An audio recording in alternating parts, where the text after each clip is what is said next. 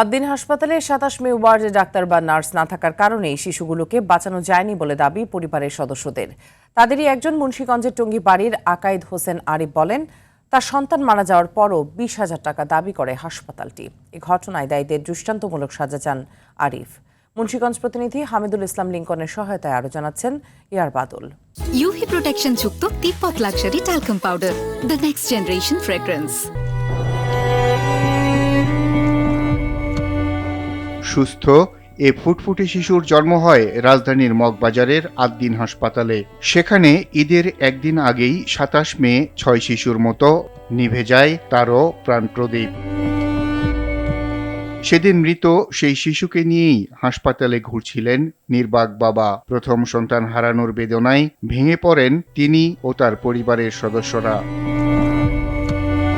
চারদিকে যখন ঈদের আমেজ, তখন এ পরিবারের সদস্যরা ব্যস্ত নবজাতকটিকে দাফন কাফন নিয়ে। কবরের পাশে দাঁড়িয়ে সন্তানহারা পিতার অব্যক্ত আর্তনাদ। দাফনের আগে শিশুটির নাম রাখা হয়েছিল খাদিজাতুল কোবরা। সেদিনের তিক্ত অভিজ্ঞতার বর্ণনা করে দাদি বলেন, চোখের সামনে শিশুগুলো অসুস্থ হয়ে পড়লেও বাঁচানোর জন্য এগিয়ে আসেনি কেউ।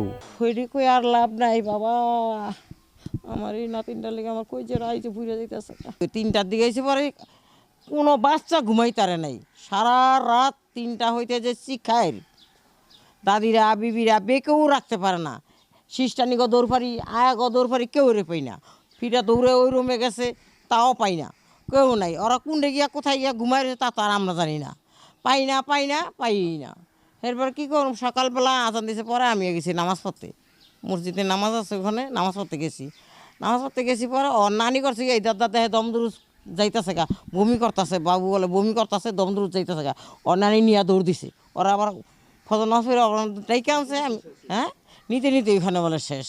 যেহেতু আমার নাতিন মারা গেছে, একটা মানুষও পাই নেই, আয়া সিস্টার কেউ নাই, যে একটা ফ্যান ছাড়বো বা বাবুরে দেখবো, একটা মানুষও নাই। এদের নোংরা পরিবেশ হয়ে গেছে এমন, হাসপাতালে একদম নোংরা পরিবেশের গতিকে আমাদের গুরুত্ব দেয় নাই বিদায় এই কাজগুলি হয়েছে, নাইলে হইতে পারতো না। আমারও তার 2টা নাতিনের 3টা নাতিনের গ্রহণ হয়েছে, ওই সময় পরিষ্কার ছিল।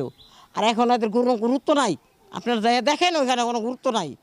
হাসপাতালের মধ্যে এমন নোংরা বানালাইছে, ওদের কোনো দায়িত্ব নাই। হয়তো বাইরে ফিটফাট করে, ভিতরে কোনো দায়িত্ব নাই। আয়া সিস্টানিগ দোয়া মুসা কোনো দায়িত্ব নাই। এই জন্যই গাবিলত। হাসপাতালটির চরম অব্যবস্থাপনা ছিল বলে অভিযোগ আরিফের। বুধবার দিন রাত্রে 3টাতে মনে হয় এসি বিলে বন্ধ করে দিয়েছে, নার্স হয়তো বন্ধ করছে বা কেউ করাইতে পারে, কিন্তু এসি এরা বন্ধ করছে, কিন্তু নার্স ছিল না। একটা জিনিস বন্ধ থাকতে পারে, কিন্তু নার্স তো নাই। নার্স না থাকলে এটা তো আর গ্রামের মহিলারা চালাইতে জানে না, রিমোট যার কাছে থাকে সেই চালাইতে পারে। তো রিমোটের জিনিস, এসি হলো রিমোটের জিনিস। তো এরপরে বন্ধ ছিল।